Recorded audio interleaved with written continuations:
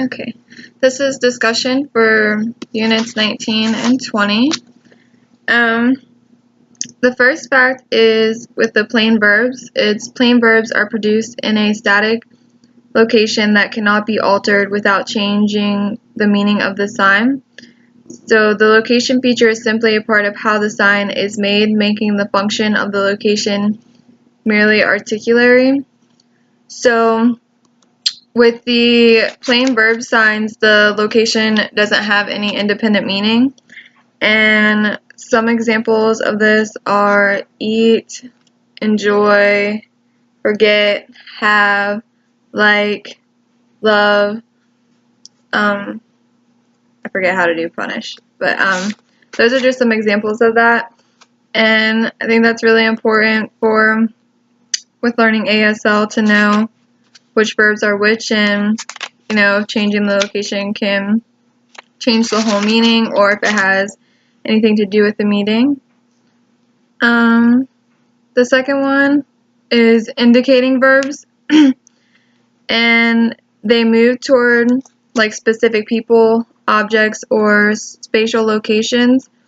So when they do that, they incorporate additional information about the subject and the object of the sentence. So with these signs, they move from the signer toward a person or location, or from the person location to the signer. So an example would be like if you give to me or I give to you, tell me or tell you, pay me, pay you. So it uses the location towards the person or location to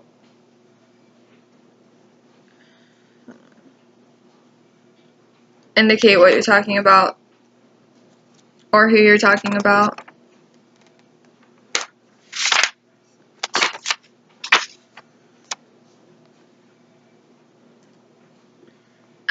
Location verbs. So location verbs are another type of indicating verbs.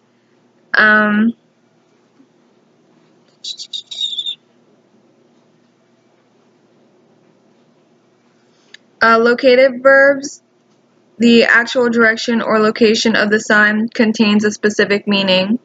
So if I was to say, I threw something, I would use the location to show which direction I threw it in. So I throw it that way, or I throw, or if I threw it that way, or I throw it behind me. So it indicates the direction of the verb that you're using. I thought that was pretty cool. Because when you're explaining something in ASL, I guess it would be easier to be like, I threw, and it's in the direction, and instead of being like, I threw that over there. So it can be very useful in ASL. Another one was depicting verbs.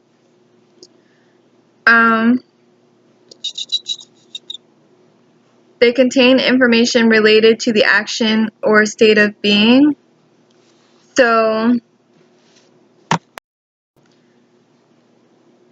they represent the aspects of their meaning. So the book uses the example of the vehicle drives by. So be driving by.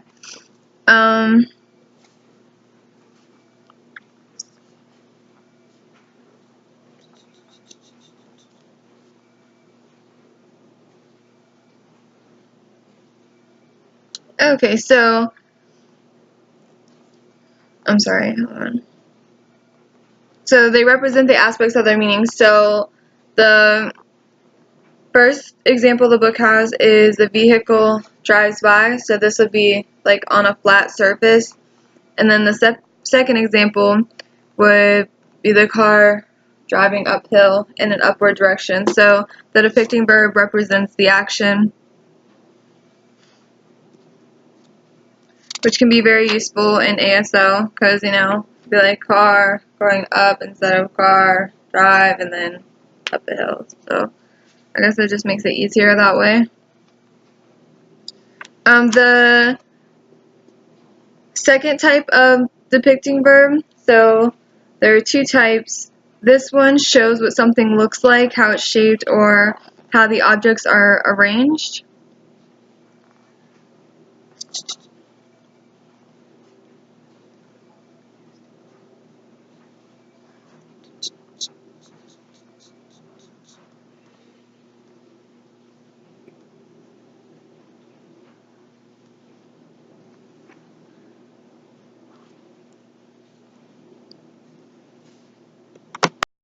Okay, so going back to the car going uphill, the book uses the example to show how steep the hill is. So this would be the second type of depicting verb. So it would show, like, for the hill, this hand would be your non-dominant, and then using your other hand to show, like how steep to extend your arms. So that would be kind of a depicting verb to show what something looks like or how steep it is. And then the last one is the function of space. So some functions there are a couple different functions. So some are phonological and some are morphological, and then they can be syntactic,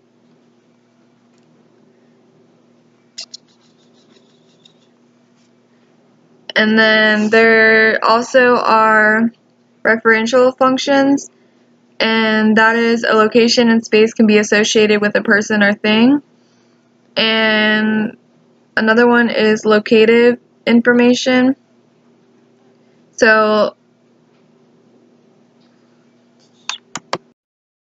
And then another one is a narrative perspective.